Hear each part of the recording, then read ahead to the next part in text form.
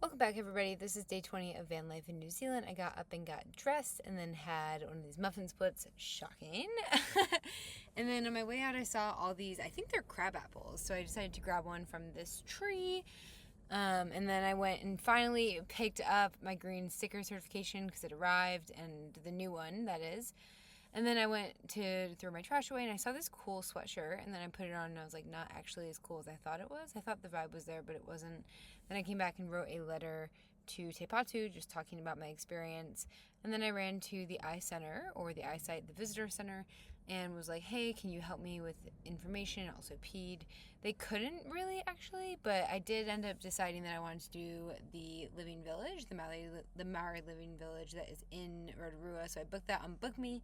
And then I ran to Eat Street just to check it out because I'd heard and it was cool. It was fine. I mean, it's like an eatery. I will say Rotorua is not my favorite town. There's just not a ton to do. I stopped by this bougie resort to check out their options, and I was like, this is actually really enticing. Ended up not doing it, though, but it was beautiful. So it was a nice stop regardless.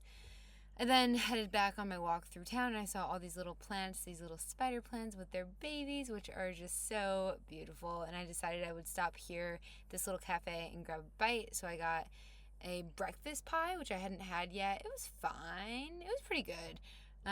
Wasn't my favorite thing ever, though. But then I went to the Governor's Garden or Governor's Park. I can't remember what it's called. And then took a stroll. It's really beautiful. Lots of flowers. Very European-esque.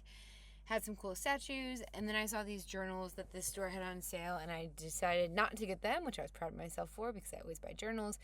Went back, had a snack, and then made my way to the Living Village. Here's my tour guide, Jesse. He was amazing. I highly, highly recommend this tour, especially if you can get it on Book Me. I paid, I think, $27 instead of the standard $45. It's a really cool tour. They take you around the village. There's currently about 60 people living there. They feed you corn that they're boiling in one of their hot springs, or their geothermal pools, rather. It's a really cool spot to check out. Then I stopped and I got these postcards.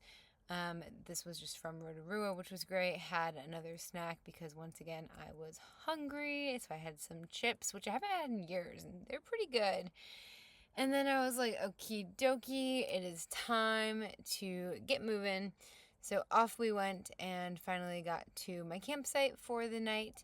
This is in Taupo. And then once I got there, I realized, oh goodness, my website's going to expire. So I decided to renew it. I cleaned my van a little bit, which felt really nice just to get things reorganized. And then I actually took my sheets off my bed because they were a little bit sandy, which was gross. And I flipped my bed the opposite way that it normally is. Went into the thing just to kind of help with the creasing of it. Then I went to this beautiful stream. You can see through it. It was a beautiful, probably river rather, but really beautiful river. Then I saw this. I forget what this duck is called, or this animal, but I'm going to put it in the thing here once I remember. But it was really cool to see these because I've seen a lot of birds in New Zealand, but I hadn't seen those guys yet. Here's the duck that I was referring to. This duck was really cute, and she was my friend.